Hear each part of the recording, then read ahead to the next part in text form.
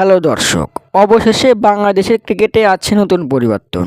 এবার বিশ্বকাপে বাজে ব্যাটিং ব্যর্থতায় ভুগছে টাইগাররা।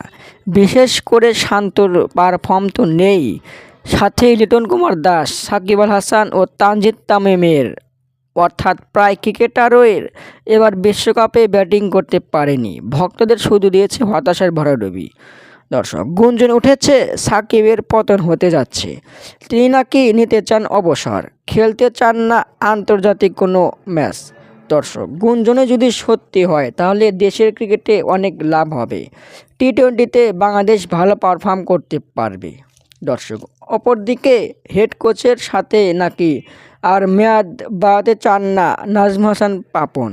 তিনি নাকি তার সাথে চুক্তি বাড়াতে চান না, তাকে বাদ দিয়ে নতুন কোচের সিদ্ধান্ত নিতে চান বিসিবি। দর্শক, টাইগাররা ফিরেছে দেশে, তাদের নিয়ে জরুরি মিটিং করতে চান পাপন। গুঞ্জন উঠেছে মিটিংয়ের পরই নাকি আসবে নতুন সিদ্ধান্ত।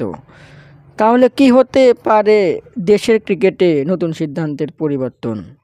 দর্শক, হেড কোচের দায়িত্ব নিতে চান সালাউদ্দিন, আর ক্যাপ্টেন কে হতে যাচ্ছে?